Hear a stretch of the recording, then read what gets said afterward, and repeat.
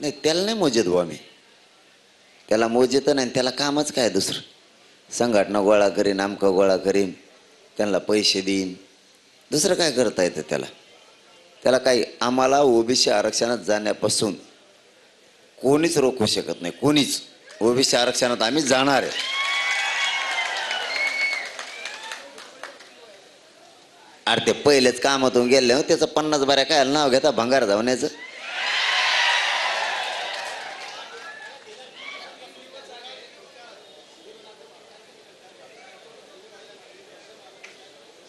नाही नाही, मी सांगितलं बाबा एवढं मनावर नका घेऊ, खेड्यातले पोरं आहेत, पत्रकार बांधवाने एवढं मनात नका घेऊ.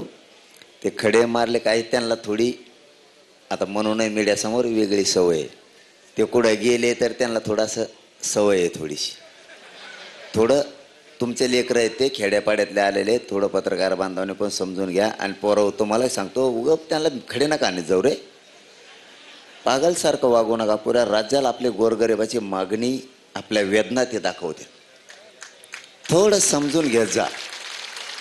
मुंबईभर, पुऱ्या मुंबईत पत्रकारांना थोडासुद्धा त्रास देऊ नका, थोडासुद्धा देऊ नका. पत्रकार मुंबईत कुठं असो, चांगली असो वाईट असो, जशी बा काय असेल ती असो, पण काही म्हणू नका.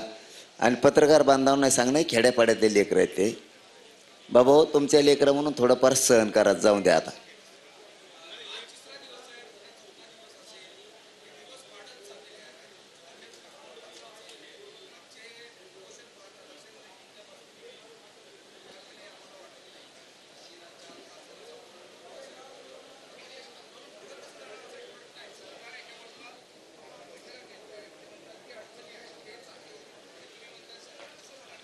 हे बघा, मी तर मरोज तर इथून उठणार नाही.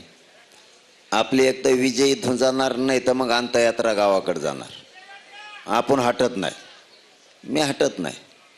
मी एकदा बोललो ना, मी ते करतो, माझा स्वभाव आहे. मी जीवन जगण्यात महत्त्व नाही देत. मी आयुष आरामाला महत्त्व देणारा माणूस नाही आहे.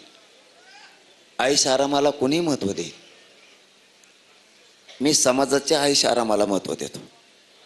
नसता इतका जीव जाळून घेतला नसता. हे बघा, ते आता 2 डॉक्टर आलते, त्याला नाही रक्त निघलं माझ्या अंगातलं, विचारा त्याला, रक्तच नाही निघलं.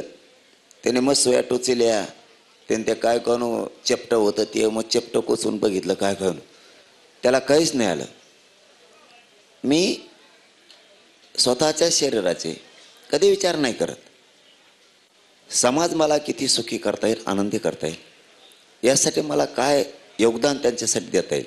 मी सांगितलं ना त्या दिवशी, मला जर देवेंद्र फडणवीस म्हणला तुला लयच समाजाची माया आहे, तुला आरक्षण देतो, पण तो अंगाचं पुरं कातडं काढून दे, एका क्षणात काढून दे,